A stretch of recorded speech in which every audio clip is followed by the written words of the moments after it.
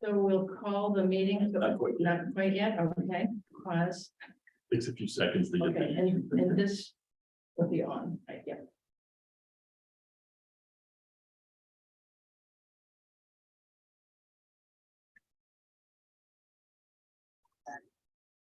Hello, everyone. Let's call the meeting to order. The Comprehensive Plan Implementation Committee. And just since we are both virtual and in person, let's just have a little roll call. I am here. I know Rick is here. On the screen, we have Raya and Joe. And we have Andy Sturgeon. I know that Andy Muncy is not able to be here today. And we'll see if Angela is able to come. Okay. So let's just start off with our agenda review. I think everybody got it a week ago. And just let me know if there's anything you see that ought to be added, changed, any of that.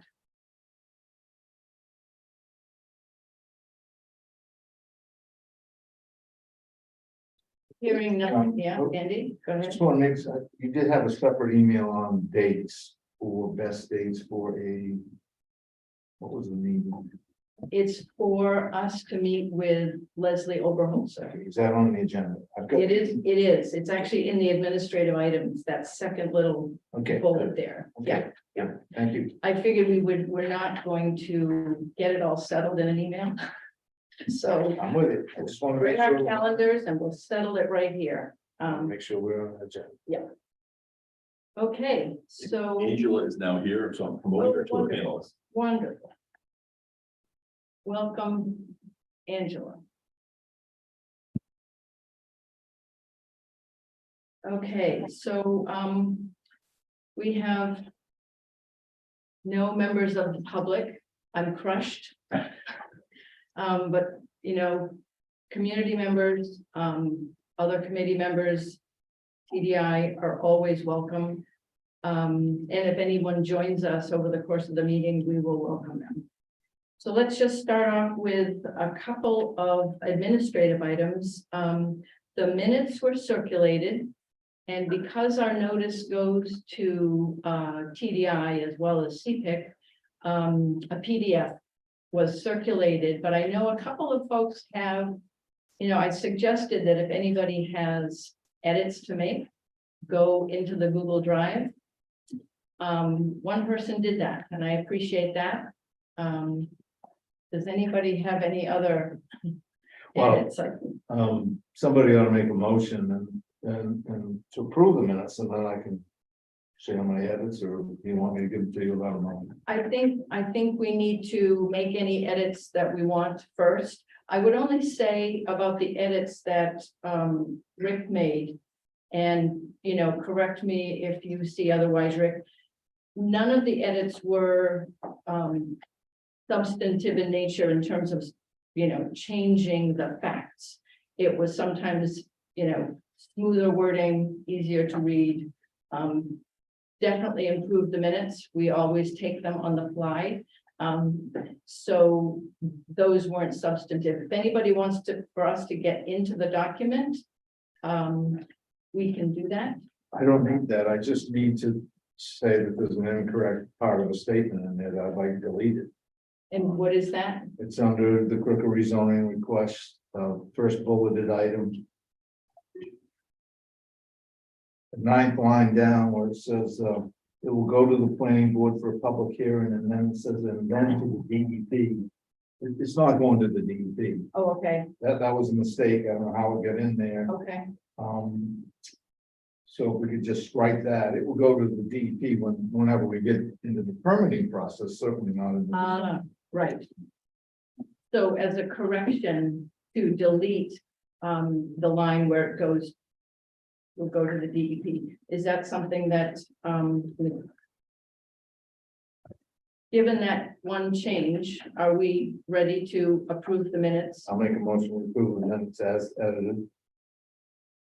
Is there a second? I see two hands. Any further discussion? All in favor? And I Thank you. can't vote. What was that, Raya? Oh, having not been there, I'm not voting.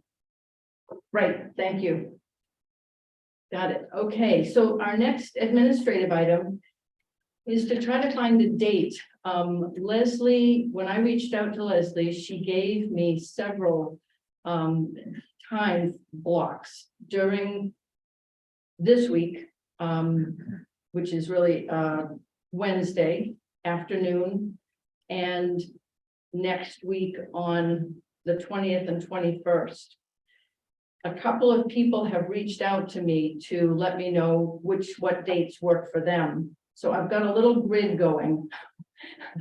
And I wonder if the folks who are here could just let me know whether or not, I mean, there are three, there's the 14th at either 4 o'clock our time, the 20th or the 21st.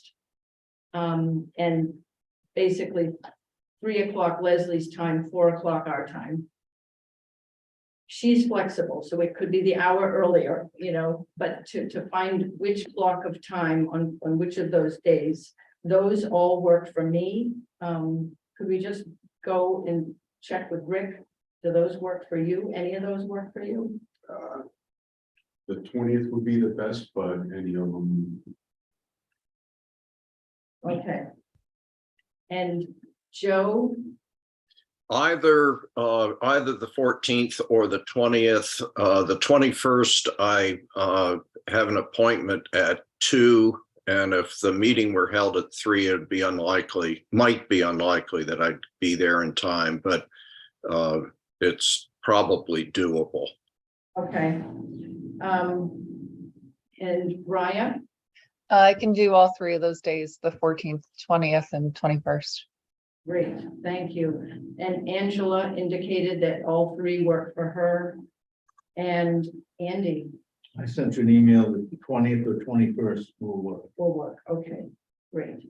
So what we're looking at is the one time that seems to work for everybody is the 20th. I know Andy Muncy cannot meet this on the 14th. So it looks like the 20th works for everybody. Good. And this room is free too. All right. Okay, so let's all put that on our calendars. And if you wouldn't mind, just for a 24-hour period, block off 3 to 5 and we'll narrow it down. It seems like that works for everybody at the moment. And given the time difference, I just want to make sure that we're working correctly with Leslie. Okay, that was easy. We actually have someone who's joined us from the public. Welcome, Margaret Williams, who's lived in Topsham for a couple of years, and glad to have her in person with us. Are there any comments or questions you have as we begin?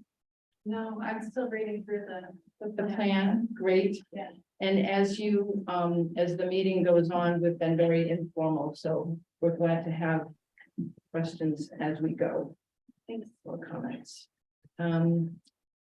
Okay, so now going into the matrix review project. Joe, Rick, and I worked on this. And we've gone through basically every item on the matrix and looked at whether or not we saw it as something particularly important to be lifted up, agenda 1, important but not particularly urgent, agenda 2, and in some cases, something to be handled by a new committee, the Bicycle Pedestrian Committee. And notes to that effect were made in the matrix. So those are there for anyone who is, you know, on a team meeting with a town department or commission who has lead or support responsibility for moving the matrix items forward. So I hope that, I mean, it brought a lot of things to mind for me, and I think it's a helpful thing to, you know, I've actually found it helpful to look through the entire plan again. Because the matrix items by themselves don't always speak in a very broad way, you know. Anything to add to that, Rick or Joe? The only thing to add is that, yeah, the reason we revisited that was really just looking, you know, in light of what we've been doing with the recode, form-based code, and everything else going on, was if any of those topics in matrix that might have been a lower priority, might have been elevated to something more timely, or vice versa. Anything that seemed timely when the comp plan was created, maybe taking a back seat. So really, it was just a way to highlight and tag the things we want to bring up with the department meetings when we get to that point. Okay, anything, Joe? No. Okay, Can All I ask right. a question? Sure. So when you went through and updated it, so it has the tabs, you know, by organization or by initiative or by L1. Do all of the tabs get updated when you did the updating? So if we look at it anyway, are they all updated?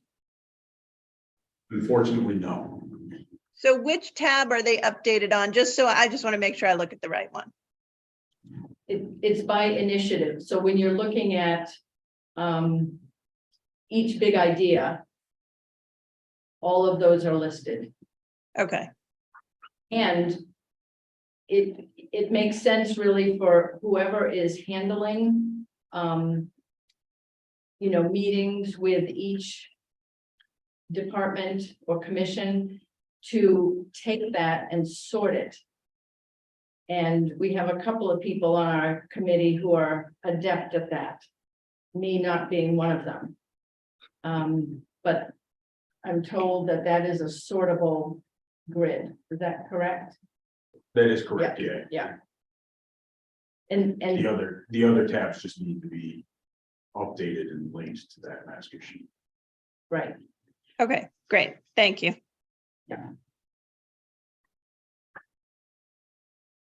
okay.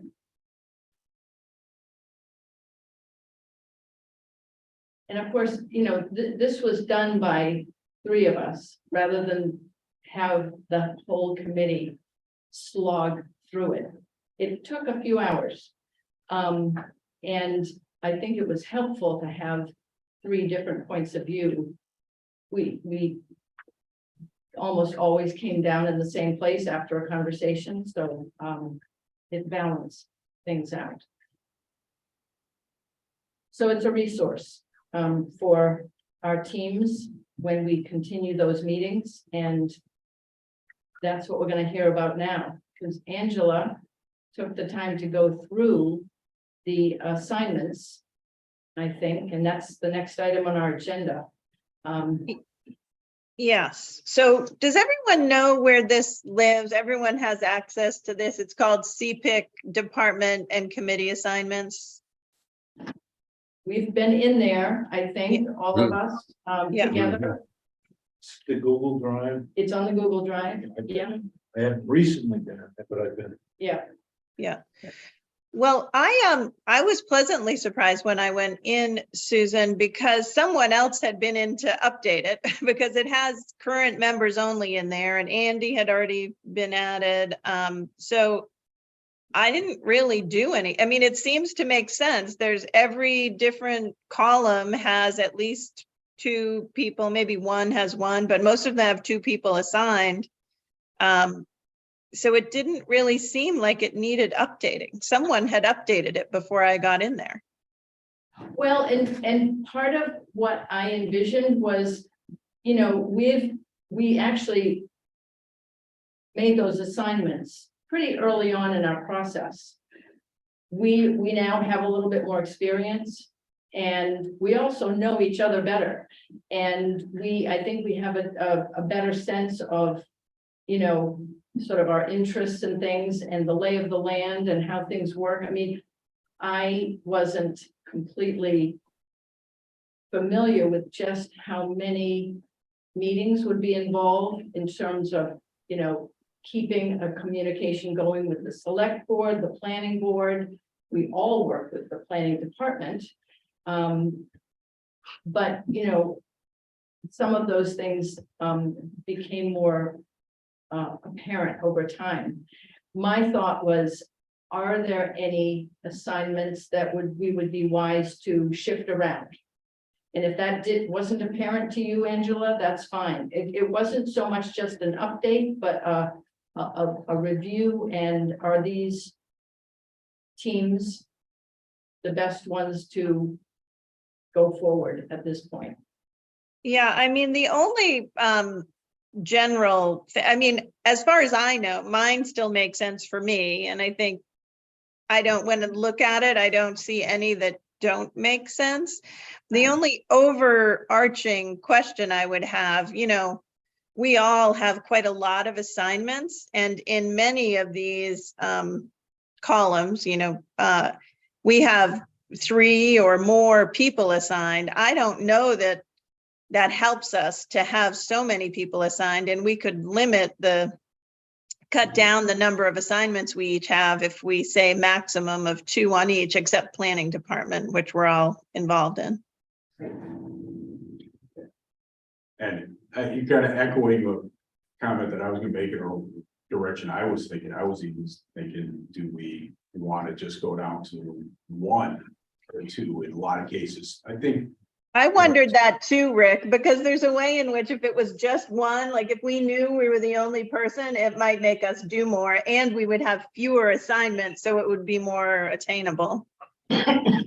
Exactly. That you know, Matrix was done probably one or 2 meetings when we had a larger group of people to begin with, and what we found over that first year was that scheduling 3 people was not as easy as you might think.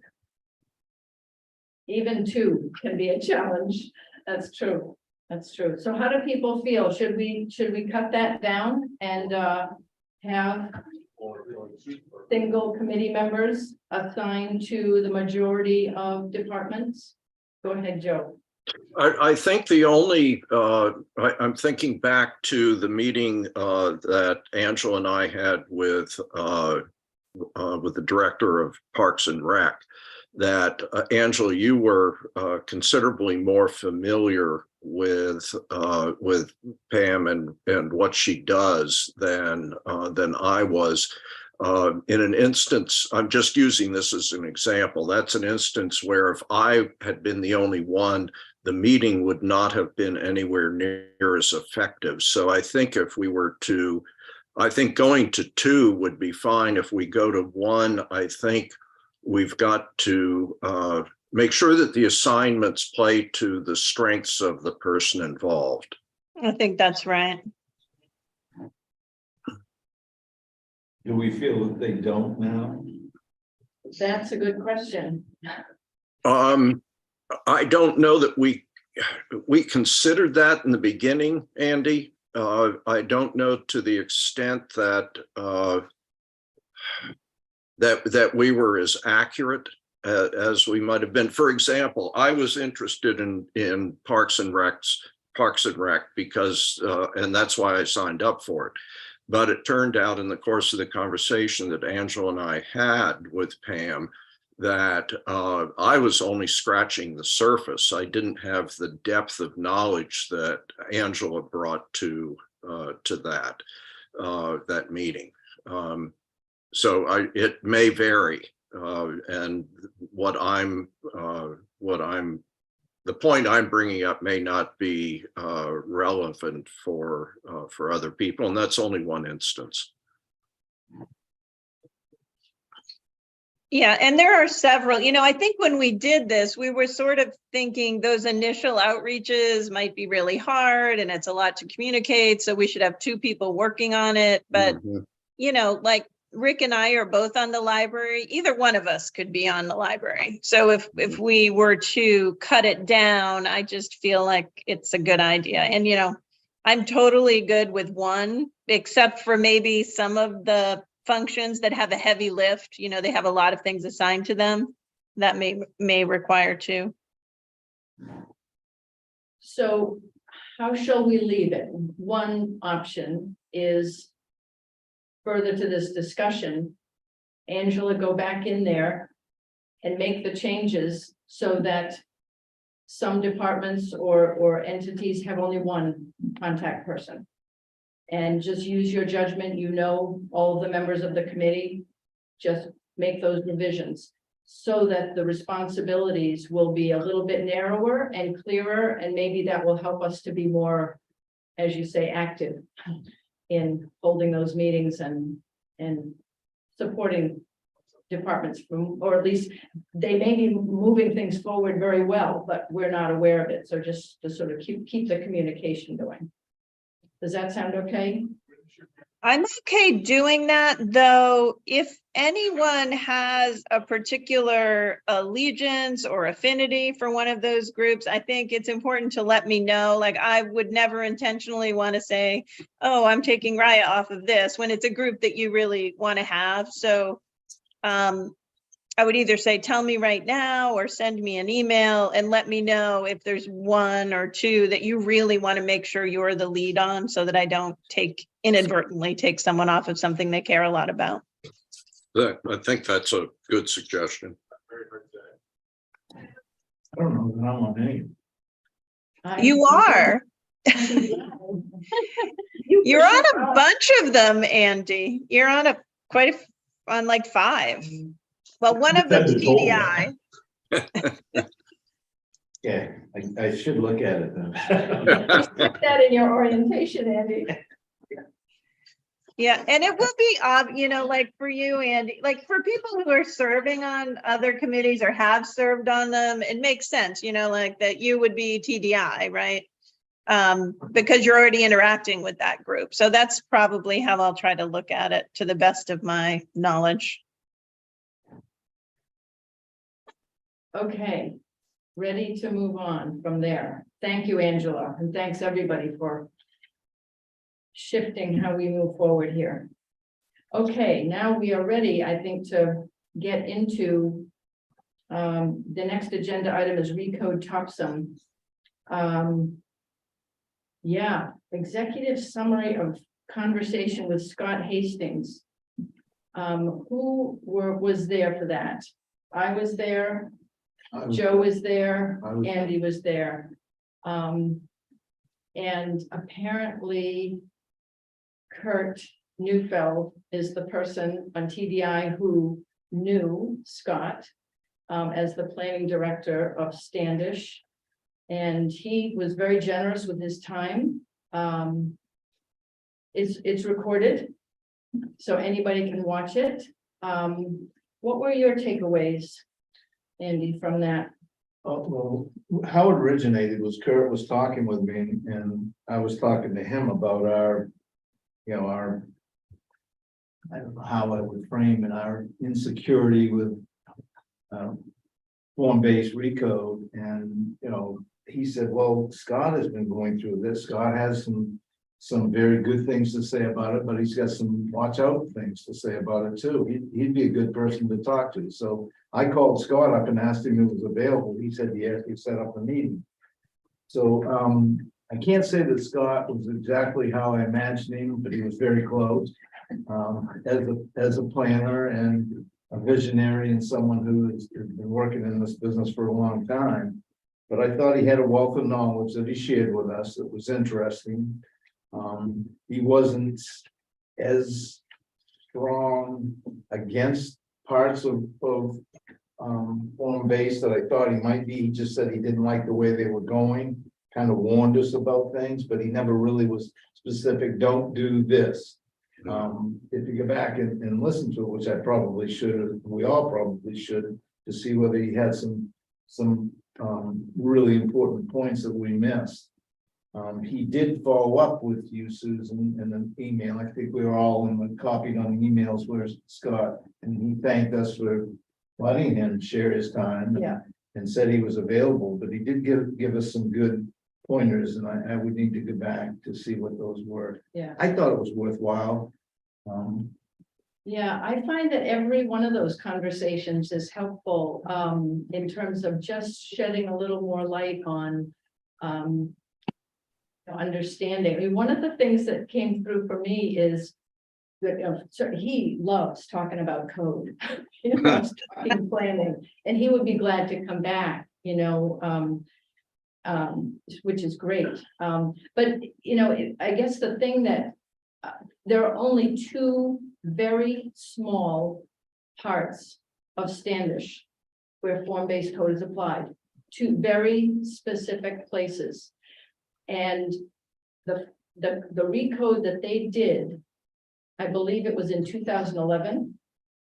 They did it with a grant that they got from Grow Smart Maine. And one of the things he said was, it's a little overly complex, not just because it's form-based code, but because it's overly complex. You can have Euclidean code, which is simple and clear, or complex. You can have form-based code that is simple, clear, or complex. So he, I think my takeaway was, do your best to have code that's easy to use. Mhm. And my sense from what we're doing from the beginning, it's a learning process for us. But that's what we want to achieve. We want to have code that's easy and clear to use, that takes some of the ambiguity out of things, and makes it clear for landowners as well as developers. I mean, one of the things I heard at the start was one of the most common questions that the planning department gets, and maybe you could confirm or change this, Hap, is, somebody new moves to town and says, okay, what can happen next door to me? There's this land, or that might have these neighbors. What can they do? What am I in for? And I think we're only talking about the center, the growth area of town, but that's one of the things that we want to achieve, this clarity around that. So I came away thinking that we're on the right track. Nothing Scott Hastings said made me think we're not doing the right thing. Joe, you wanted? The only thing I would add is I think there's a natural fear of the word form-based code, and I Yeah. think he'll leave us a little bit of, you can make form-based code simple if you want to. And that's something I think we've all been running scared a little bit. This is so complicated that we might not even get through it. But I think he assured me that it can be a much simpler process. Great. Sorry, Joe. No, it's. Anything to add there, Joe? Yeah, I thought it was a very interesting discussion. I think like Andy, based on the original, my original concept of what the call would be about, I anticipated more specificity, more do's and don'ts, and what I got out of it was that at one point Scott said something to the effect that form-based code or character-based code is an idea. And as you mentioned, it can be as complex or as simple as you want, or not as you want, but as the product that you produce. I guess the Yeah, I was disappointed that there weren't more specifics. I think for me, what's coming out of what I'm learning about other places where form-based code has been used is it's not something to apply broadly. So I think our approach to apply it only to the town center it was the right decision. And I think our challenge now is to make sure that the goal that we wanted to achieve of simplicity is in fact achieved. Thanks. And I think having gone through the update that Leslie did, I think that she has simplified things. I still would like very much to see the new map that goes with that. That to me is an important piece of evaluating where we are now. It is, and just let me ask Hap, when Leslie gave the August 8th revision, there was no accompanying map with that, right? In terms of the zones, no. I have a feeling that the zoning changes were very minimal, but maybe to eliminate some of the tiny zones in the lower village where we got so fixated in our early days. But that will be something that we can talk with her about when we meet on the 20th. Okay. And that segues nicely into our next item, which is to review that revision of the town center draft code. So let me see if I can open that up, and here it is. Yay! Okay. So if I can, yeah, folks can see that fine at the front and the back of the room. So assuming that everyone has, looked through this, I'm going to do what the chair of the planning board usually does and let everyone else go first. I looked through, I made some notes, but let's see what others think. There are a few pages here, and I basically have less than 2 pages of questions and comments. So let's see what others think. Refresh my memory, what's the assignment right now? What are we supposed to be doing? The assignment was to look through this revision and see if in however many pages it is. This was Leslie had based on a memo that Kate Birch gave her after our discussion in, I think, May. Our meeting in May, we made some recommendations around less granular zoning, slightly more simplified, using terminology that we are already familiar with in terms of parts of town. And so she did that.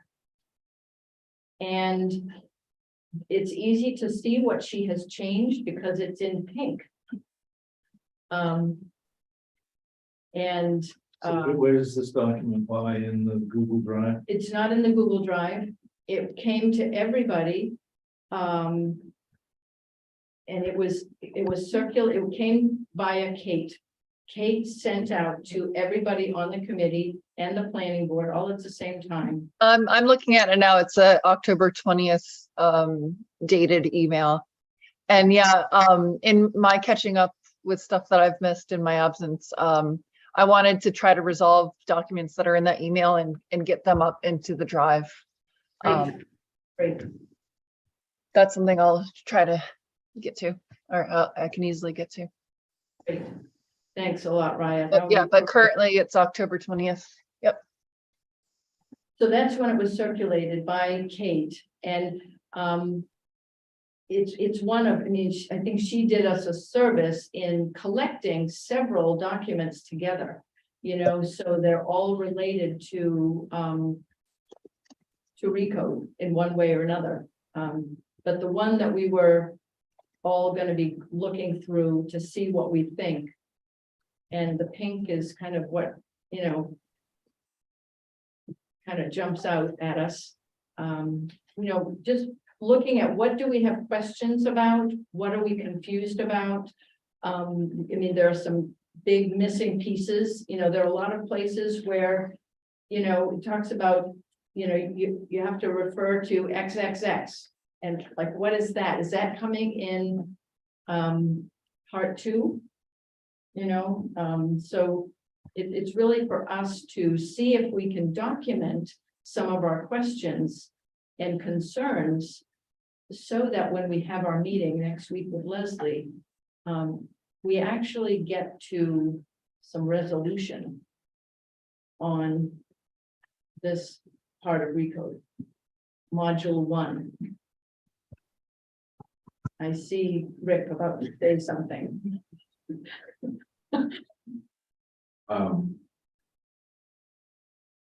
Yeah, so I guess my first. I did go through this and I have a number of comments. Yeah. Some would get pretty specific. I don't have changes in front of me, but that's one thing I was gonna ask is. We really need to figure out how to get this, or we really need to get this onto the Google Drive. So that we can make Got it comments, here. edits, changes, It's actually a Yeah. PDF, so it's not, you know, you can't make changes on it as far as. It's not a writable document. You can make comments, though. That's true, yep, yep. And if there's a way of each of us uploading a version and converging the comments, that would be great. I don't know if that's a possibility, though. Well, I guess if it's on the Google Drive, we could all get in and do that. Hmm. So Susan, going back to one of your previous comments, I think for me, it would be a whole lot easier to relate to this document if there was a map that defined what the Topsham Center zones are. You Yeah. saw the earlier map, I think, didn't you? Map? Yeah, I know, I'm Yeah. just sort of saying that with this document, Yeah. there wasn't a map attached to it. Right, And it would be a whole lot easier if I could see what the geographic parameters of these Topsham Center zones are, so Yeah. that it helps me to relate the policy elements and the regulations to the area it applies to. so I'm just flipping through a little bit because, let me just see. Let me go back to the zones established. So she's in 2.10, which we're looking at the zones that are established. There's the village zones, lower, middle, upper. We already really know those, right? Topsham Fair Mall, that's a very clear zone. The annex and Crooker District. So this is what we asked her to do, use nomenclature and to label the zones in the ways that we're already understanding. What doesn't show up, because we don't have a map, is the slightly reduced area at the north boundary and to the west of 295. The MUD1, I don't know, that's the area, but I'm surprised that you didn't actually ask her for that when you got this in August. Or Kate, you know, getting this in August, because, you know, we got it in October. And it's, I think, probably one of the first things all of us are thinking about, but I think we can take Leslie at her word that these zones are the zones that we're already familiar with.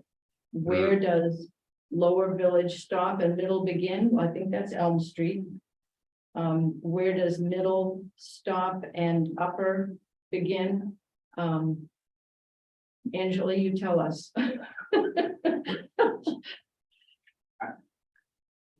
So, yeah, I mean, we do need a map clearly, but I don't know if that's going to be standing in our way of having a productive discussion here. No, I don't think it will at all. Great. And, you know, my only comment on this 210 is a lot of, I think, just referencing, citing where in the comp plan, you know, like in each of these lines, it says, you know, as mapped according to the town's comp plan, simply just putting in, okay, To reference that. page 37. You know, see page 37. Yeah. And there's your map that defines all this. Yeah. Susan, what is your expectation for this discussion? In other words, do you want us to go through individually the comments that we have, having reviewed this, or do you want just an kind of an overview of what we found when we went through it? Well, let's see if what might be most helpful. My sense is that if we have some general comments in terms of how, you know, our takeaway as we look through this again. Last month at our meeting, we were in very different places, you know, one person from another. But most of us were kind of admitting that although we've reviewed it, we hadn't really dug in carefully to be able to have a discussion. So what we agreed was between last meeting and this meeting, we would do that to sort of get into the weeds a little bit. So a general statement about takeaways. My general statement is I'm understanding this a lot better. I want to fill in some of the gaps, the references, but it doesn't feel like a foreign language anymore. That's my takeaway. But I think what would be helpful, and all of us can have that general statement. The other thing is to go through section by section. I don't have, I have a couple of comments in the definitions when we get there, and then I've enumerated my comments in each section to put them together, you know, to as we go through, list our questions and comments so that we have a document. Could I suggest we maybe just go section by section, and if anyone Yeah. has a Okay, good. urgent comment, that will spur the discussion on that section. Sure, sure. Does that sound all right, Raya? Yeah, do you want to open up? I just sent in the chat the link for the one that's in our Google Drive. So if we do make comments, they'll be saved in our common file.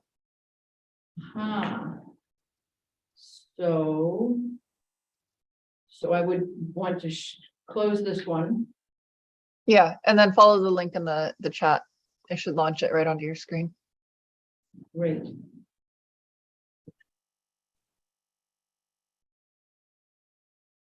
Okay.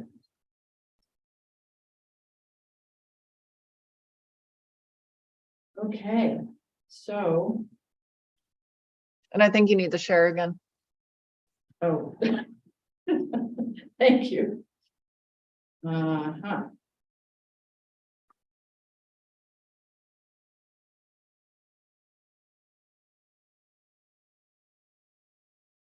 I think that's right. Excellent, thank you. Okay. Okay, so we're looking at the zones that are established.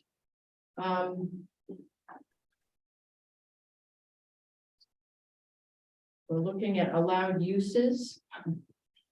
And could you zoom in just a couple? Yeah, let's see what I can do here. Zoom in. I think in the, yeah, down, yeah. That's fine. There. Thank Is that you. better? Perfect. So we can I mean, obviously, I'll need to scroll up after we do column 1, but just looking at building regulations by zone.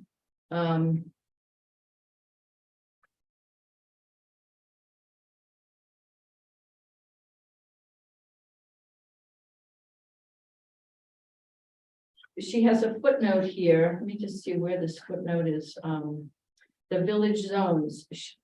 This footnote doesn't make a lot of sense to me. She says, I don't think the descriptions are necessary given the names of the zones and how they're mapped. But the descriptions are so that future application of the zones is done appropriately. You either need the descriptions or you don't, but Aren't tiny homes sometimes built in like the manner described, hitches and wheels and such? I'm I think she's just referring to the zone description. I think she's maybe saying you could just say village zone is as mapped. that's right. That's That right. your footnote applies to section 210, Right, and that's where it's, yeah, just citation to the comp plan. right. Is adequate to address that footnote. That's right. It's 2.10.1 is where that footnote is.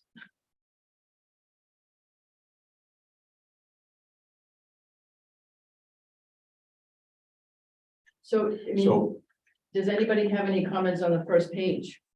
I have one, which, when I went back through the comments that I had made on this document before our meeting, and I was surprised to find that at least half of them have to do with the use of the word exceptions. And I'm really concerned. I want to know more about that from Leslie.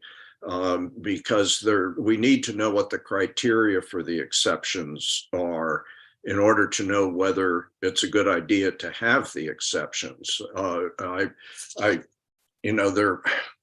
are instances where zoning is so fluid that it's meaningless, or you have a situation where spot zoning, because of exceptions, becomes commonplace and dilutes things to the point that it's a free-for-all. So that there are probably every other page probably has, I found, had a comment about exceptions or special permits or what have you. And I don't want to bore people with that, but as an overarching concern, that's one of the major ones that I have. Thanks, Joe. And I don't know if your comment earlier, Raya, was about 2.40.1 C, where it says major exception for other temporary buildings. But that's an area where exception comes up, and then in the next column, 2.40.4 B, street corner courtyards refers to an exception process. I mean, yeah, I think you've hit upon something that maybe several of us need to hear more about. Is there a definition of allowed uses somewhere? Well, I have a question about definitions, period. I mean, from the title, I'm not quite sure how to interpret that. yeah, again, that it refers there to Article 6, I believe. 2.3 is table 2.3 shows well uses in the different zones. Types of buildings.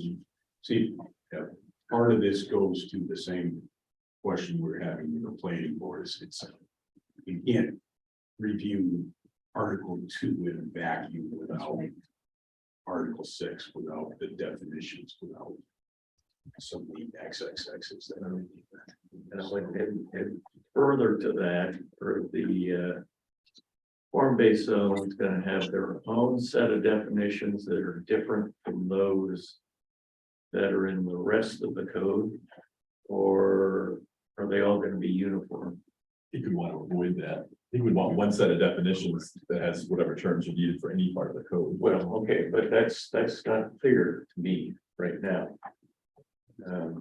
And I think think that's something that we should get a handle on. Yeah, Yeah, correct. And this is Article 2 of 16 that encompasses the overall code. So this is, so yes, this would be embedded and ingrained definitions common throughout all articles. that's right.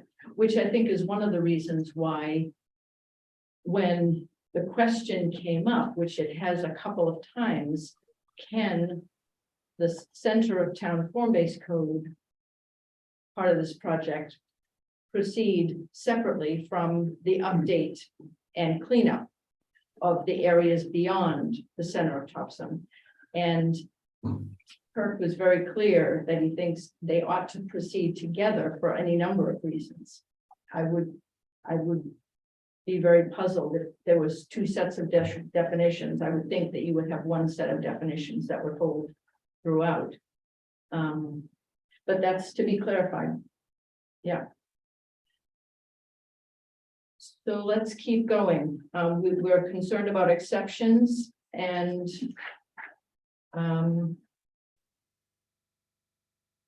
I have some concerns at 2.40.8, which is C, screening.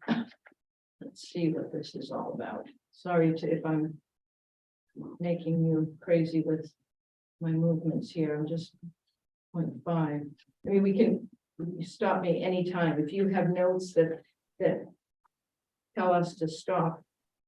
I mean, treatment of yards.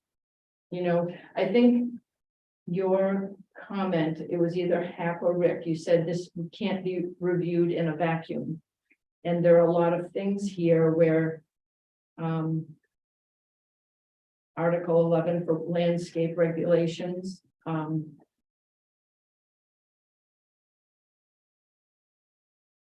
see, okay. Yes, so this is where 2.40.8. In the next section C, it's about screening. Required screening of trash, recycling, and other refuse areas. I don't figure B9 290B. Let's see if we can. I mean, that's, Well, where is it? where is it? I think that's my question. Where is it? So.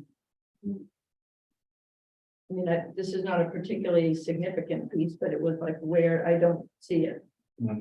Yeah. Not really. So just, Susan, could you go back to page 2-4 there, stop. Yeah.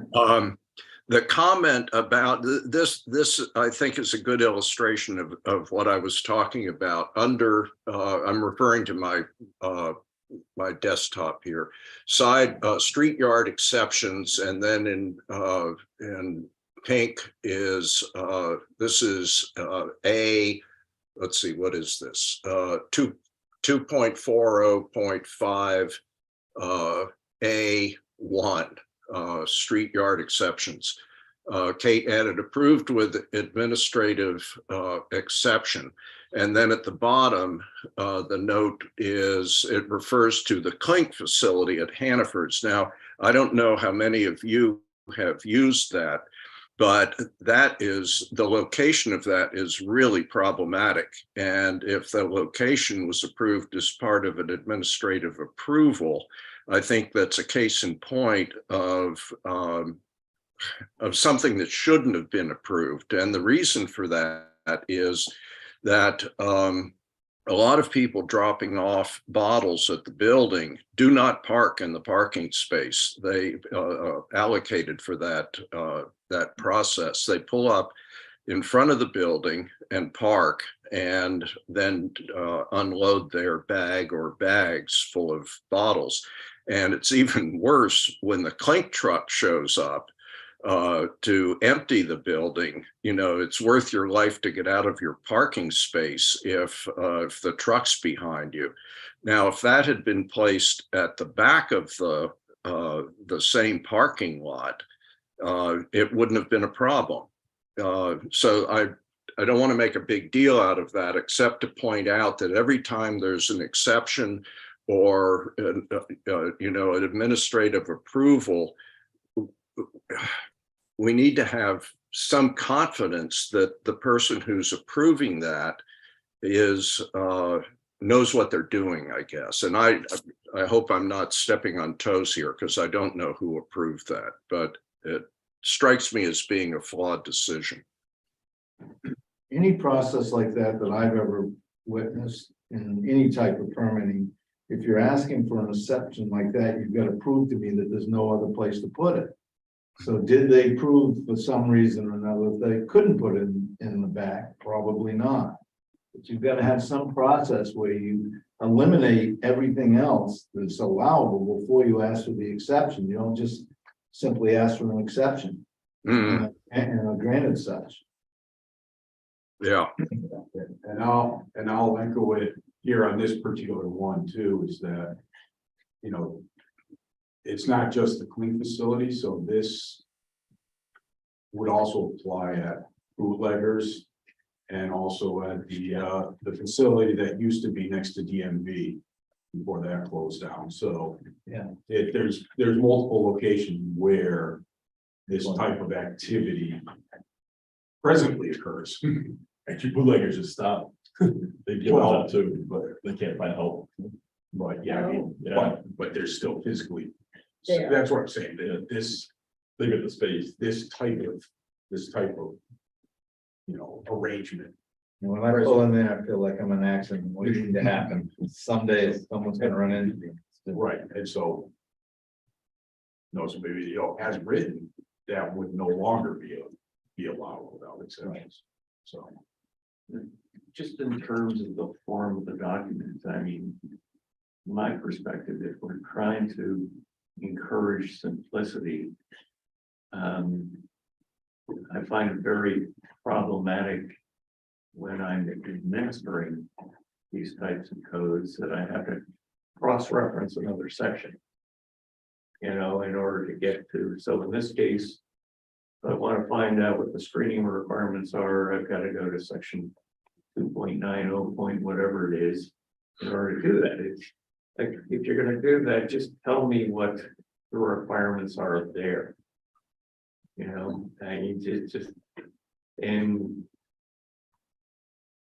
I've noticed a number of scenarios in here where in order to figure out what mechanism or what solution, is going to work, you've got to cross-reference another section of the code to get there.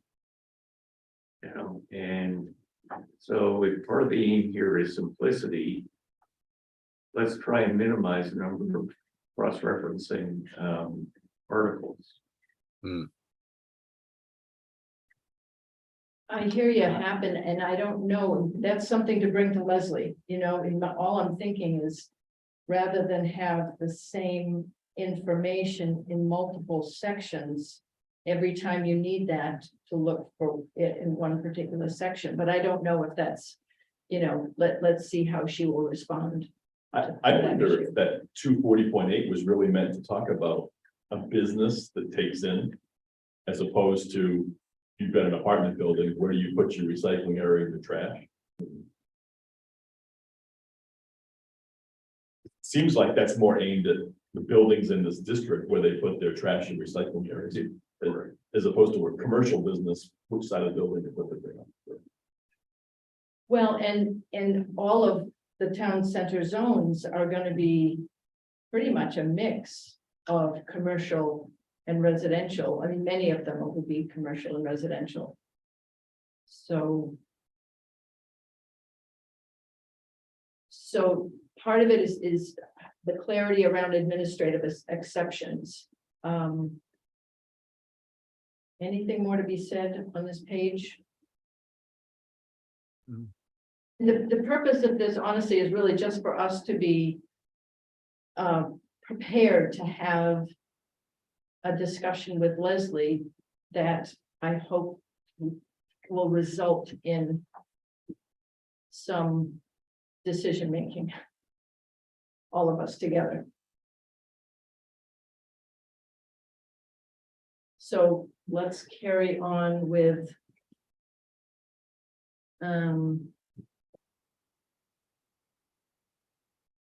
Streetscapes. We're talking about easements. I mean, every time I see XXX, Mhm. like, where is that gonna be in module 2? You know, we've heard from both consultants that module 2 will be much easier to review than module 1. Which sounds wonderful. I don't know if that's where we're gonna find this information spelled out.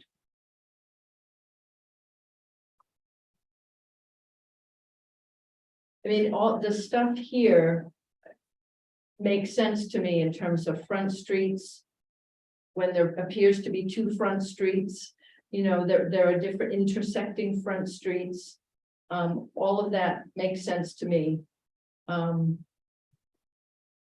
That easement language, where it says a public easement must be dedicated where the sidewalk or trail will be located on private property. Yep.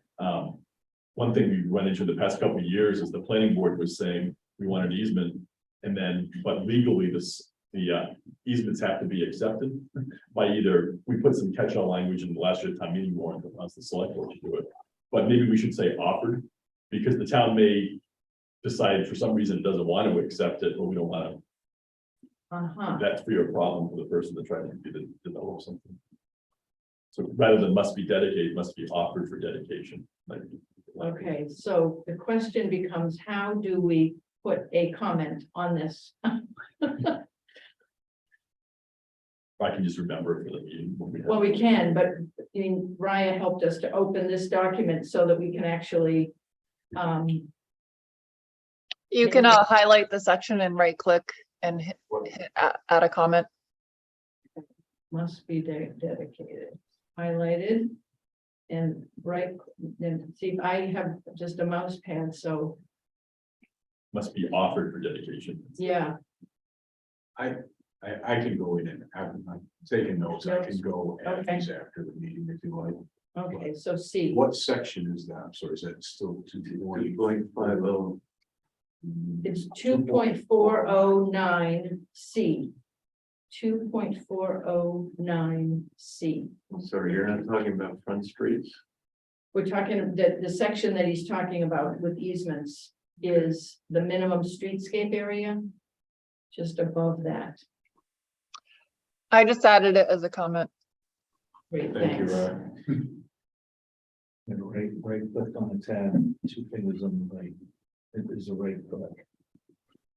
I'm not entirely sure if we're looking at the same file right now anyway, because otherwise my comment would have showed up on your screen. So It would. I think I have the comments hidden with the faces so that we can see if you guys want to talk. Don't worry, we're getting the comments one way or another. That's all good. And I think, you know, Mark, when you highlighted me, if you're attracted to the language that's pink for easements, Yeah, you know, it's easy to see right there. And you know that that's something that's been an issue. Okay, so we're looking at front, go ahead, Ab. Oh, No, okay. So yeah, I was gonna say, there's one that caught my eye, the red language, it looks like in 250 something, 2 on the right there. on the right, yeah, over here. Conditional use permit. It's gonna Yes, Catch my eye every time. okay, so that is, And that goes back to a comment from Joe too, is how does administrative exception differ from conditional use, differ from special permit? right. So I think what we've got is 2.501 C 2.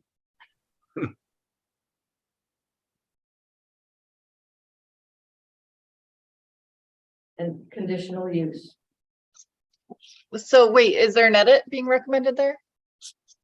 Yeah, the edit is a clarification on the distinction between administrative exception, conditional use, and special permits.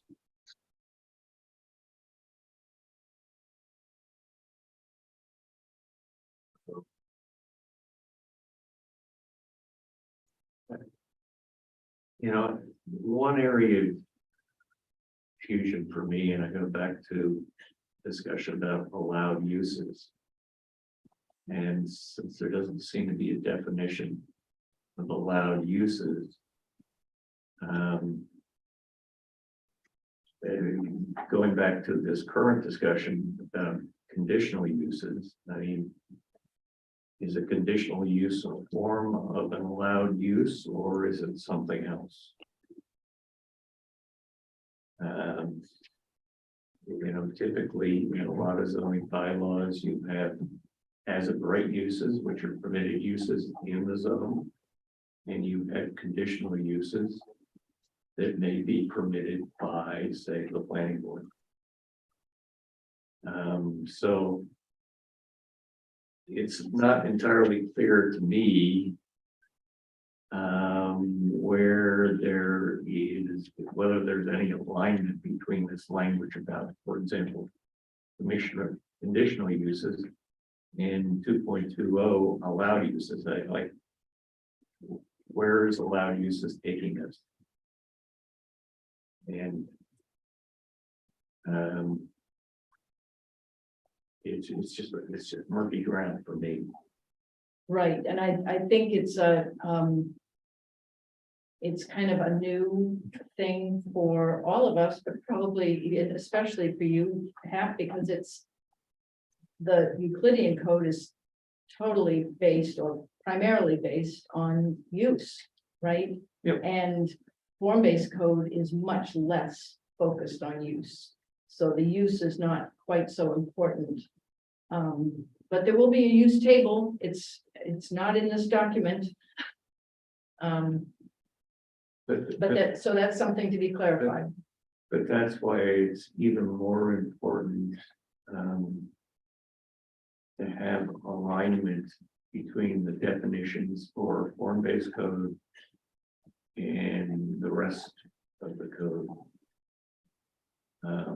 So that, you know, if you're talking about conditional use in form-based piece, it should mean the same thing in the rest of the document.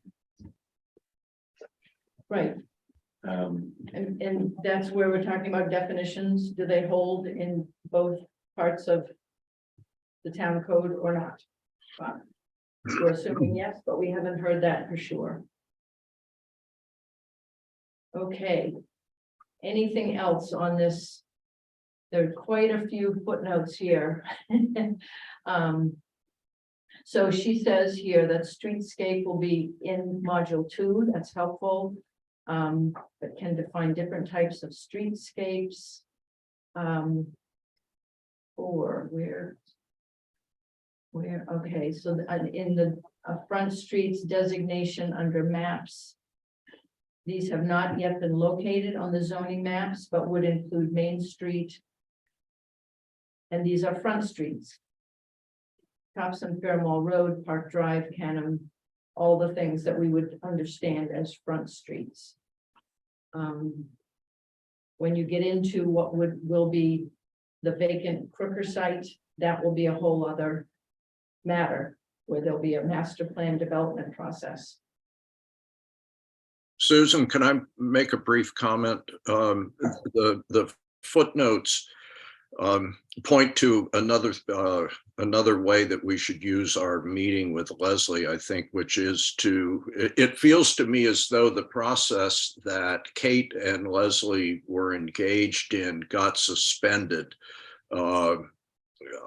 And we need to know from Leslie what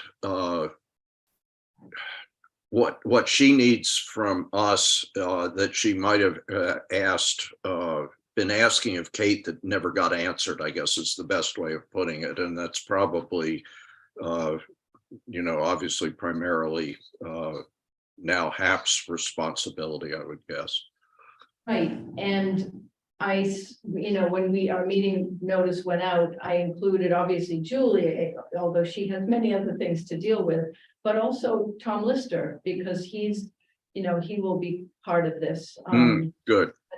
Yeah, I think that's right, that there was a discussion underway and getting clarity about what Leslie needs to Mhm. move forward is part of the purpose of our meeting with her on the 20th. So are folks happy to move on a little bit here? Mhm. Okay, allowed building types.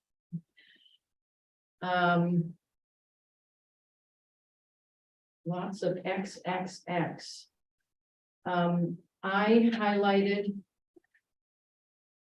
2.60.2, let's see, non-conforming. What is this?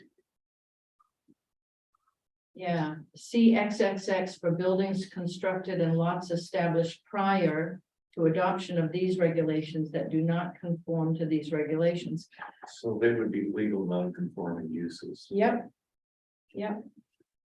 And they're just grandfathered in. Yep. Correct. So that if, and the legality comes up in terms of any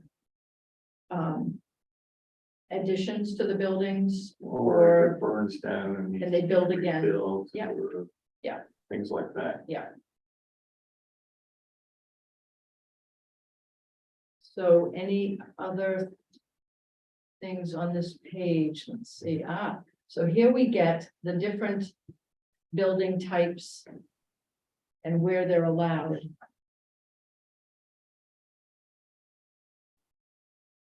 What's the difference between a pink circle and a gray circle? Because I only see black circles or gray circles. In the Right. key, in the key below. I think it might be never added, the pink was. Pink or edits. Yeah, so the Also, it shows as a, yeah, okay, Yeah. gotcha. I mean, this is an area where I would think some of us might have opinions, you know. I mean, as we look down at the different types of buildings. So when I reviewed this, the easiest way I found to review this was to look at the building type, understand it, and then say, okay, which zones would I expect to see this building in? Right. And that's where I started highlighting some like, well, geez, why would you not allow this in Topsham Mall? Or why is this excluded from a site? Right. You know, I'd raise the question, why do you need a special permit for civic buildings? In all these zones? You know, somebody wants to build a church. Or, you know, a new federal government building or whatever. You need a special permit. I mean, if you're trying to, for example, create an institutional focus in this area right here. I think you would want to encourage the development of institutional buildings. And, you know, so why is it necessary to have a special permit?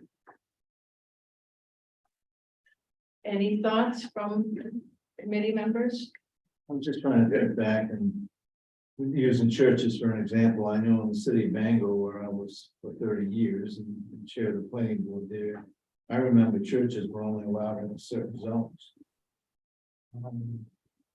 And there wasn't a special exemption. It was just, this is where they evidently, in the history of the community, they only wanted churches in certain zones. But that wasn't, it wasn't a civic building. It was just specific to churches, which is kind of different. Well, okay, so maybe we can make a distinction between what we call civic buildings and institutional uses. Again, we don't have that definition. Well, actually, I think we do. I think it goes to, if we look at. We'll look at a couple of pages later where it describes the civic building. It does allow a pretty good size. Yeah. Good size structure, which. Proposing something that maxes out what the civic building allows would not fit with the character of, say, the lower village. Depending on what developer presented. So I think that's where some of this is coming from, and we raised that early on with Leslie when we were looking. I think part of this came up when we were looking at the corner of Elm Street. And in the previous version of this, which was very granular, it was designated as a civic building lot because that's what was there. And it kind of raised the question, well, yeah, great, that's what's there, but if it burns down, does that mean that's what has to go back? Or if, say, the firehouse wanted to put civic building there, would there be any problem with that? So, Well, I guess, I think, I think it's worth, I think we need to revisit and look at this and say, okay, well, is there any zones that say, yeah, you could put a civic building there without a special permit, make it a solid building. I guess if you're gonna allow, say, a residential building of any size, then what's the problem with an institutional building of any size? I guess from a philosophical perspective, I guess I just question why you need a special permit for a civic building. I mean, most communities want to encourage civic buildings. Any comments from the committee about this particular? I think that's an interesting point, and what it might indicate is that that there's too much use of the circles. In other words, allowing things with special permits that we may want to look more closely at. In other words, under suburban storefront buildings, maybe some of those are, some of those locations are appropriate, whereas under civic buildings, they might not be. I think that's something that we should consider more thoroughly. Actually, I think, brings up a good point in that an explanation of what's involved in a special permit, of what from a developer's point of view, if you have to get a special permit versus just filling in a black circle, what does that mean for the developer as far as an obstacle or a different procedure? Usually, what scares us is when it says not allowed. Period. No conditional uses, no special exceptions. When we see special exemptions or, other options, we're okay. We just need to dig deeper into those and make our best pitch. We just hate to see not allowed. Period. Or maybe we do. Maybe it answers the question. We don't waste our time too. My sense in this discussion is, we should ask ourselves, what has guided Leslie in creating this table of allowed building types by zone? And look at it from. Well, it's the comprehensive plan, and it's our desire to have a walkable town center with mixed use buildings so that there are sort of nodes for shopping and gathering and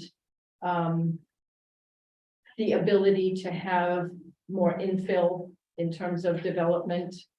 I think this was guided by that, but Well, right here, in this general vicinity right now, you have the basis for an institutional node. You've got the town hall, you've got the public safety building, you've got the post office across the street. In a perfect world, you want to encourage more civic building located here, or say maybe the post office wants to expand, or maybe there's another municipal department or another level of government that wants to establish an office building here. I mean, why would we want to discourage them? Hmm. Is it possible that this is coming from the consideration that you can't describe a singular form for a civic building? We have dimensions and shapes and images of those other types, but a civic building is just a wild card for whether it's church or school or what it might be. So that's why it requires individual consideration. I think you're right. I But mean, one thing to mention is there, just the idea of a residential building of any size. We don't have that option, any size. The various residential or mixed use buildings have size limitations. And when we look down through each of the building types, it could be a 2-story building or a 3-story building, but it can't be a 6-story building. That would not fit with town. so what do you do, say, in the case of a church, which might be conventionally 2 stories high, but also has a steeple? How do you address that? That's why it's a special exception. Well, yeah, but But I mean, it goes, we'd have to look at definition yeah, of the civic institution. So I'm just scrolling to find civic buildings I here. think, Part it's a of, ways down. Yeah, I just did that. yeah, part of what you're saying is, I mean, I could see. Susan, I have a hard public stop. buildings, so Okay. certainly, Yeah. absolutely, but say on the annex, I could see it being a special permit there, for example, say if the developer came in and wanted to put a convention center somewhere in the annex. Would a convention center be, a good compatibility with a school? Which I don't know, but I don't know if that would preclude or be addressed in part of the special permitting process or not, how that all works, but that's an example of how I should see it. but I mean, you think Yeah, a convention center is a civic building, I mean, that's, Well, okay, yeah, you're right, it's not a civic building, so. I see. But- the convention center it's a going. commercial. Right, but that's what I'm saying. And that's what the market analysis can show too. But I'm thinking that's why Leslie has these like this whole circles for things like that. A civic building could be a good sized structure, or it could be a small.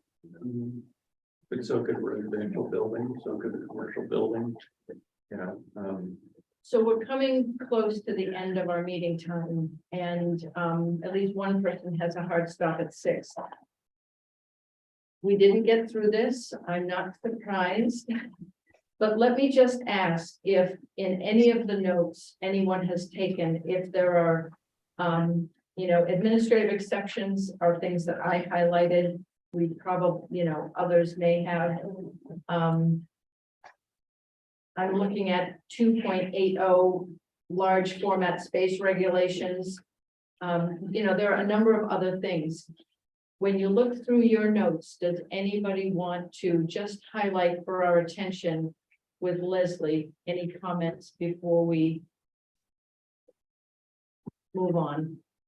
Are you asking for general comments, administrative issues, or detail? Specific comments. There are some comments like administrative exceptions comes up over and over, or conditional Right. use comes up over and over.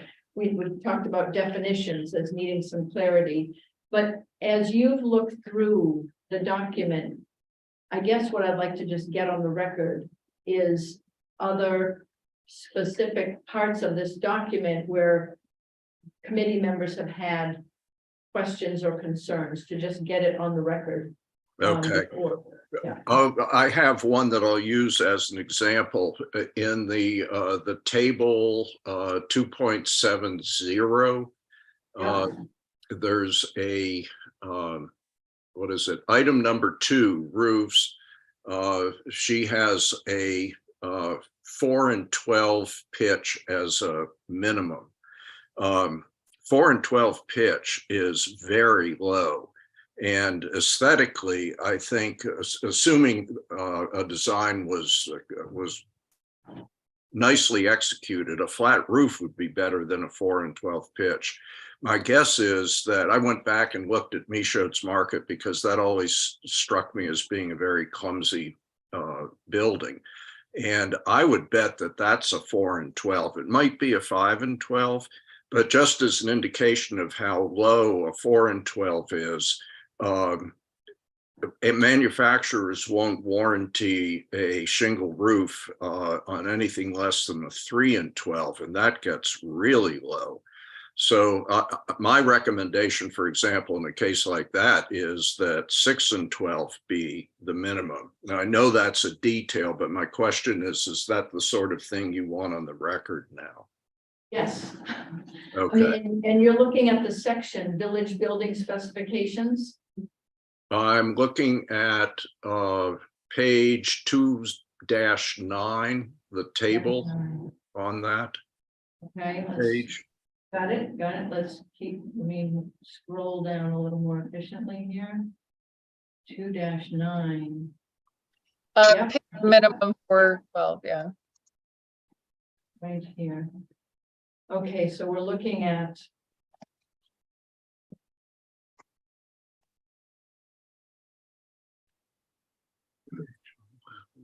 So we're looking at the pitched roofs, the 4, 12. Yeah, 4 and 12. Yeah. So can you make a note there, Raya? Yep, doing it right now. Great, thank you. And then 2-11, table 2.80, traditional storefront specific regulations. Number 1, front street wall.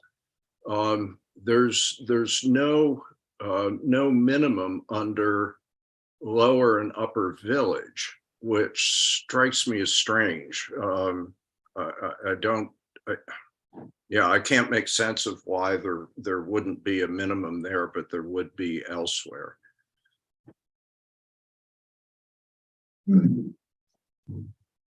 That's more a question than a criticism. Right.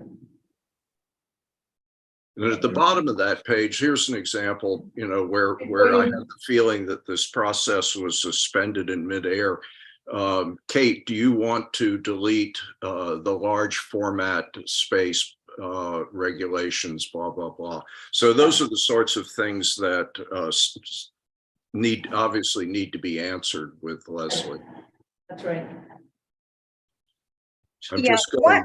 One thing I just want to mention about that. So is the purpose of the meeting with Leslie just to go through this document and our comments, or are we talking about process with the consultants and where we are, or is it just this document? It's not just this document, but I think, what can we do in an hour is part of, I think one of the things that I think about is how do we deal with this when while we're also thinking about where are we going? We need to have a public process. And what's that going to look like? There can be various folks who have a lot of experience weighing in on things like this, but what is that going to look like? Is that going to be in the library? Is it going to be in the community room with lots of different illustrations, with people, like in our, what's the charrette, where people could put sticky notes and say, why is there no minimum on the street wall, the front street wall, so part of it is, these are like my questions, Susan. I feel like all of the incredible staff turnover in the last several months is a real challenge to this process with the consultants. And I personally have no idea what they're making of all of this. Like, surely our timeline and the process is totally been blown up. And the internal process that we had when Rod and Andrew were here was they were really taking the lead on this. You know, we're just laymen. And then Kate came, and then she started to do that with them. And now HAP is just having to get up to speed. And I just don't know where this all stands. I mean, when we signed the contract, it was the planning staff taking the lead with the consultants. And I don't know what's happening right now, if I'm honest. Yeah, well, I think there is, there are different visions, and I don't know what's possible, to be honest with you. I mean, I think that's what I've heard HAP say in terms of just having limited staff. Your desire was to reduce the scope of this, to make sort of pilot projects. I don't know in terms of, Julie's expertise. Julie's new, but she's got a lot of good experience. I don't know how, how we can move forward on this. Obviously, we can't move forward without planning Can I jump in professionals. for a minute? Yes, Mark is jumping in. Derek's intent of how we proceed is that Julie is primarily going to be doing the day-to-day stuff, running the things, getting them ready for the planning board, doing the projects. She's not going to be, unless she finds she's going to extra time and wants to. She's not going to be jumping into this. This is going to be HAP for a couple reasons. Yeah. One is he's got the experience, of many years in planning and stuff, and so it's HAP's job to quarterback just moving forward. Yeah. And the other thing I'll just harken back to, I think, because we found that out in October. I think the good use of the time is going to be asking questions, getting her understanding why she suggests things, so that this group can kind of be the teachers in some ways. Right. Because we don't, I think, want to give a lot of real specific feedback yet until, again, the planning board has had a chance to give us their thoughts, because they're going to have useful ones too. We don't want her to think, oh, I've done my final draft based on the comments from next week. And then, because that probably would make her frustrated when the planning board comes back, in February and says, oh, we want this changed and that. So I think a good use of the meeting is to get a better understanding of what she's done, what's her thinking, where these X's are, why, a lot of the questions brought up tonight, Right. rather than making final decisions next week. Oh, right. I mean, not any sense of final decision, but enough of a sense of a draft that can be shared with. Do you remember 2 summers ago, there were 3 or 4 different virtual meetings with developers and other stakeholders. Right. And some feedback then, but they didn't have anything to really look at and respond to. Now they do. And I would assume that we would have some of that before it would actually even go to the planning board. Because my understanding is the planning board is very happy to focus on the chapters that apply beyond the center of town, and that they will look at this once there's some feedback. That doesn't mean public process with the entire town, but it's some feedback from folks who will be using this most, landowners, developers. The other thing we tasked HAP with, based on our October meeting, Yeah. is trying to work out with her, maybe taking the market basket or something, so she could teach us show us how we work through the process. If you don't want us to do that, HAP won't. But right now, he's reached out to her, trying to set that up. Great. I mean, that plan, it has been submitted and it's not based on her code, but what you're Right. saying is, So we'd be able to see, if you think it's a useful exercise, be able to Cpic and planning board and us can see how it would have proceeded differently Yeah. under form-based code process. Yeah, and in fact, I reached out to Leslie on November 22nd and asked her if she was willing to use Market Basket as test case to describe how it might have evolved using form-based code as opposed to how it's evolved, with Lydian zoning, and I haven't heard back from her. okay. I mean, I would think that my big hope was that something was gonna happen across the street, but that land is for sale. Something is gonna happen across the street. And, you know, it would be great to have a pilot with this, with something that's actually has the opportunity to move forward. I With guess form-based code. I'm Market thinking, basket. I'm thinking of not using it, since we haven't amended our code yet. Yeah. Our thinking of not using someone's present plan is that we don't want to put them in a bind where they're trying to either get a bunch of comments or complaints or something based on something that doesn't exist. Yeah. So we thought it was better to use, since it's basically an academic exercise, use something that's already happened in one way and is not going to be affected by what gets done here. So just to clarify, you know, in a meeting with Mark and Derek and myself, the suggestion was that we use Market Basket as sort of a test case Yeah, for Leslie to create a design charrette that would demonstrate how the outcome might be different using form-based code as opposed to how it's presently evolved.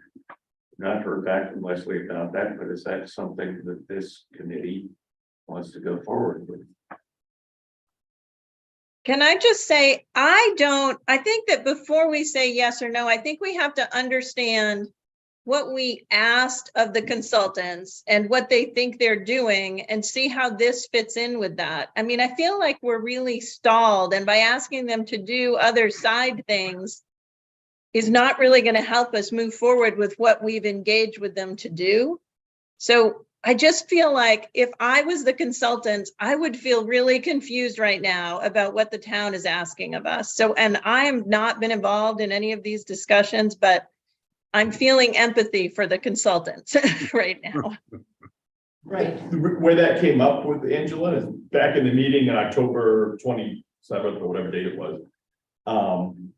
When everyone got in the same room, it became apparent everyone wasn't on the same page as far as understanding of what form-based code was, and it was, and so with some discussion amongst the people in the room, planning board, whatever, this would be an opportunity to get a better understanding of what the code would be, which then in turn gives better understanding of comments to make or suggestions or something. Yeah, I just thought we did that already with the property across from town hall. I mean, I just don't see us doing that on all kinds of different properties around town. I don't see how that gets us very far. But, you know, it's been really hard with all these staff changes. I think that Andrew and Rod knew exactly what form-based code was, and I think Kate did, and now I just don't totally know where we are, but I think we're spending a lot of money on the consultants, and we owe it to them to be clear on what we're asking from them, despite all of these changes. I think that's a helpful statement, Angela. Thank you. I think that's right. And I think it's part of what we're asking in doing a market basket kind of test case is we're asking her to teach us about form-based code. We've already asked her to use form-based code to recode the center of town. We made that decision, and we are all learning what form-based code is. And I think there are also, I think Andrew put some links in that if those links are still live and good, we have a lot of resources in the Google Drive. And some of those were about form-based code. And, you know, she already has described this revision as a hybrid. And I think we have to get clarity from Leslie about what does she need to move forward. There's the feedback from us, planning board, developers, stakeholders, but what does she need? Because as you've said, the process is stalled. And I would be loath to use a significant piece of consulting time that's not going to actually advance this project. If it's simply to educate us, I think that we might have some other way to do that. And maybe she can even recommend the Form-Based Code Association as a way to do that. But I think for us, and you know, and just the one thing I would say, Angela, is I don't think Ron and Andrew knew a lot about form-based code, but their sense was that it was going to give us what the town residents want in terms of the center of town. You know, how development will be guided in the future so that that vision in the 2019 comp plan will gradually come about. That form-based code or a hybrid is the way to do that. They were pretty convinced of that. And I think all of us have been trying to learn about it. So, yeah, and we're over time, and I apologize for that. So let's see if we can, you know, the big. I think if you're our quarterback, you know, part of this is, you know, your ability to work with both us and Leslie to move this project forward in a way that's going to.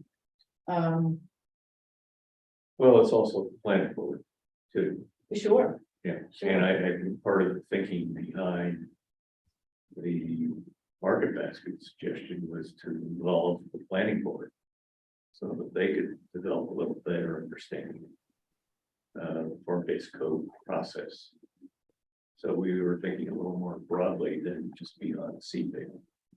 Well, the only thing I would say is their experience in going through the 99 Main Street sketch and looking at how this site review would work for form-based code, that resulted in quite, I think, an openness to what form-based code will do for the site review process. And just to ask you, how have things moved forward in terms of some of the chapters that Kirk has? Well, again, I sent a note to Kirk on November 22nd, asking him to give me an update. I haven't gotten a response date. Okay. Okay, well, we'll see what we can do. But he has given us those chapters, and those chapters are ready for feedback from the planning board. And the planning board is ready for those chapters with an executive summary once a month. Right, we have had those discussions with the planning board, and you know, I think planning board has a lot on its plate. And so it's a matter of them finding the time to workshop them. And so that's one of the things we'll be having discussions about in the new year. Okay. So I'm gonna stop sharing and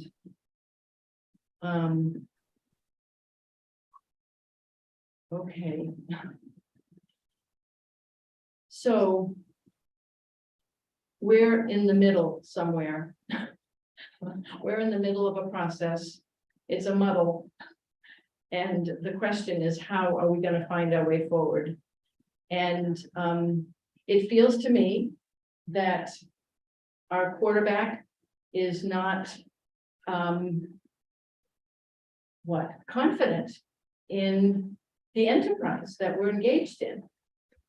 I don't know if that's actually accurate, but I wouldn't characterize it that way. I think it's a matter of getting clarity on some of the language that's used, as we demonstrated tonight by going through Article 2, getting clarity on that, getting clarity from Kirk as to the work he's doing, and then you know, developing a program with the planning board to get them to examine chunks of the Right. document right. as it goes through.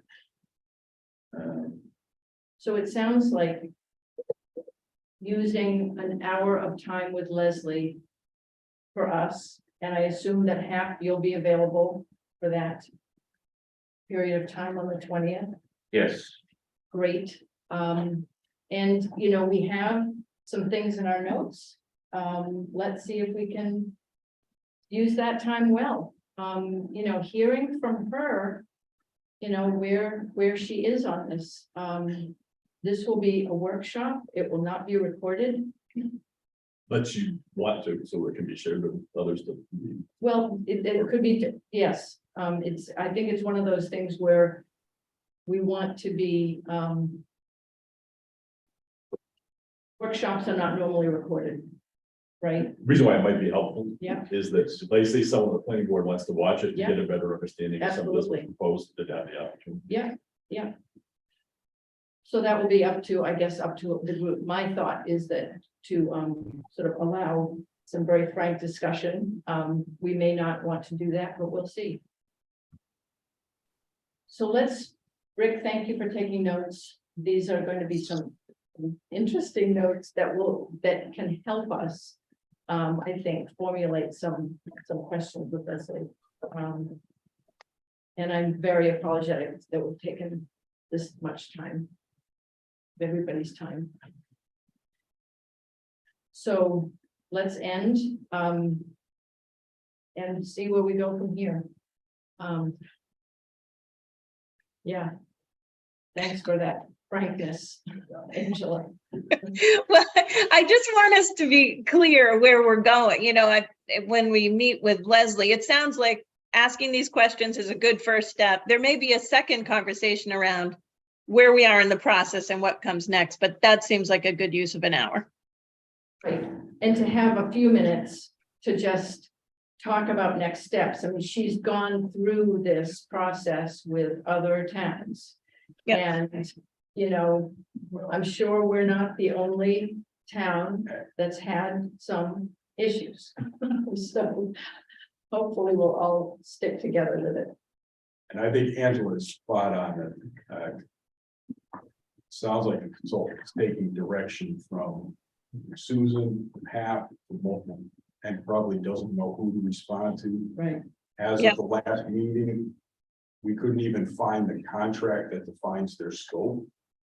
I think between now and the meeting, you know, we need to work with Hap to develop an agenda for the meeting that's going to clarify some of this, both internally and for the consultant. we have the contract. Right. But Just- I guess that'd be my. Just for clarification, I have given no direction to the consultants. That is not my role. But just what it, you know, to clarify, what is the focus of this meeting? It's really to see, I mean, the questions that I saw in this draft show that a conversation was happening, some back and forth, some feedback between Leslie and Kate. That I think that Leslie was expecting to have that resolved. And it wasn't, so here we are, and we'll see what she needs at this point. Yeah. Okay, folks, have a good evening. See you on the You too. 20th.